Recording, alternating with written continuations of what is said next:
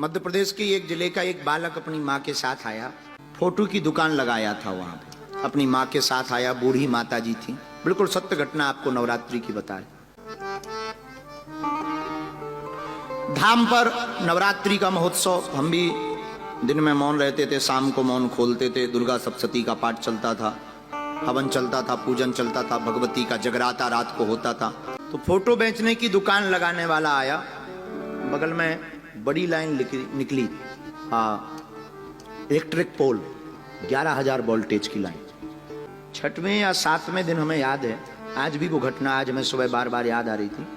छठवें या सातवें दिन उस बालक ने अपनी दुकान के तार को लगाने के लिए कुछ किया, बड़ी लाइन में उसका बांस टच हो गया और उसमें तार लगा हुआ था।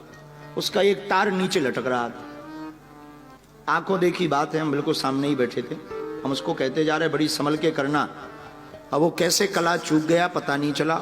बड़ी लाइन जो 11,000 वोल्टेज की लाइन थी, उसमें नंगा हाथ, और जैसे ही बांस छिपा तो वायर जो ऊपर लगा सोई फड़फड़ा गया, एकदम हाथ में आग लग गई। हाहाकार मच गया, आसपास के लोग हाहाकार मच गए और आग लगते ही धड़ाम से वो जमीन पे गिर गया। हमारे बगल में एक डॉक्टर साहब बैठे थे, उन्होंने कहा, पंडित जी हमें लगता है ये मर गया। उसकी माताजी बूढ़ी 60-65 साल की रोने लगी, दुकान पे बैठी थी। उनके सामने का हादसा, हमारे सामने का हादसा, 10-20 लोग थे, त्राहिमाम मच गई। अब कौन नजदीक जाए, करंट फैला है। जैसे तैसे करके बांसों से बल्लियों से उसको रोड पर किया, बेहोश अचेत पड़ा। और सबने कहा कि जो है इसका तो बचना मुश्किल है, चला गया। हम सामने बैठे थे, दुर्गा सप्तशती का अनुष्ठान चल रहा था। उसी वक्त हमारी आंखों में आंसू आ गया कि लगता है हमारा अनुष्ठान विफल हो गया और हमारे आंखों के सामने ये घटना हो जाएगी। लोग भी बड़ी मजाक उड़ाएंगे और माता रानी के ऊपर भी दाग लगेगा। तो मन ही मन में खिन्न मन से हृदय रो रहा था, आंखें हमारी डबडबाई थी। कुछ आओ देखा ना ताओ, और हमने वहीं पर खड़े खड़े जल लिया। तो कहा, हे भगवती, आज तक तो हमने तुम्हारी ऐसी कोई सेवा पूजा कर नहीं पाए, पूत नहीं, हम तो कपूत हैं, लेकिन आप तो माता माता हो, जगत जननी हो।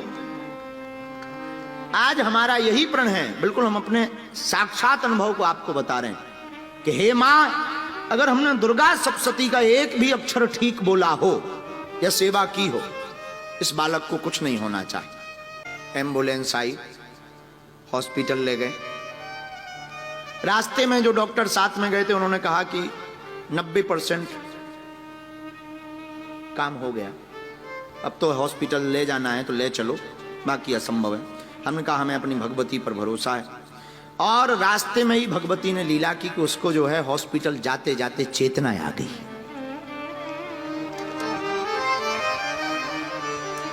पंद्रह दिन हॉस्पिटल में जरूर रहा, लेकिन भगवती की कृपा से वो आज भी जीवित है, जिंदा है। उस दिन हमको, हमारे जीवन के उसी दिन से हमको ये आभास हुआ कि भारत का, दुनिया का कोई भी साधक अगर माता के इस नवरात्रि के पावन पर्व में श्रद्धा पूर्वक जप तप करता है तो वो कुछ भी प्राप्त कर सकता है।